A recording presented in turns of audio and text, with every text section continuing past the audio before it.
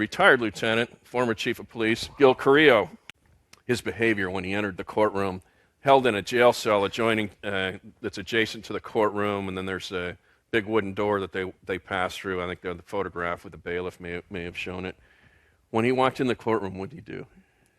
When he walked in the courtroom, the first thing he'd do, depending on what courtroom we were in, he'd walk in, and if in fact he's walking to the table this way, the judge would be over here, the audience would be over here. He'd walk in and he'd scan the audience looking for good-looking women. He'd pick one out. That's the one he was going to look at. He'd go face the judge. Now when it's time to recess for him to get up, everybody had to remain in their seats, and he'd get up and just smile and stare and give her winks, whatever he wanted to do, and he'd walk out. Want me to tell him about the attorneys? Yeah. Okay. So one day, sitting there at counsel table, testimony's going on, the bailiff says, "Hey, phone's for you." So I get up and I go sit next to the bailiff, and I'm talking on the phone and finish my call, hang up, and now they're going to recess. Richard gets up.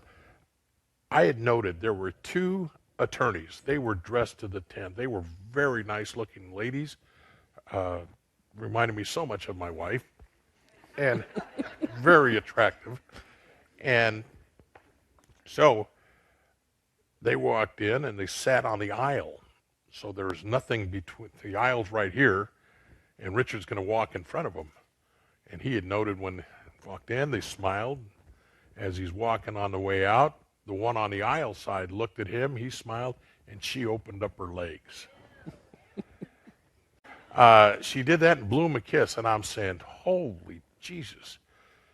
And I went back and I told my partner, I said, "Hey, I want to get arrested. Is this what goes along with the territory?" I mean, there were all kinds of women that would go in there to look at him, and some very ugly, some very attractive. But these were, you'd think they were smart, business attorneys. And maybe she was just joking with him. I don't know. And there was one other behavior that I thought was very curious, and it turns out that it was associated with Richard's business aspirations, his sunglasses. Well, that he wanted to wear, he didn't want to take off his sunglasses, and he left them on. And then we got him with pictures, sunglasses, the same ones that he wore in there.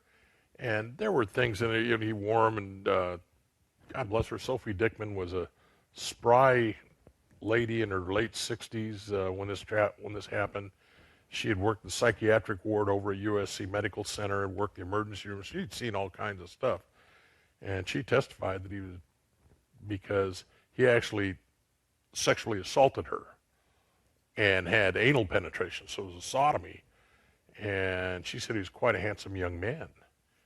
And she was afraid that because he couldn't maintain an erection that he might be embarrassed and kill her because he couldn't maintain it out of embarrassment, but he didn't. And when she said in courtroom that he was quite a handsome young man, Richard turned around. He was embarrassed then.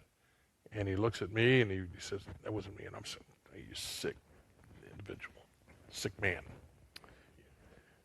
Didn't he express to you at one point that he thought he was going to establish his own line of sunglasses? That I don't, if it was described to me, maybe I told you that. I don't know. Was I on my second glass of wine? I don't.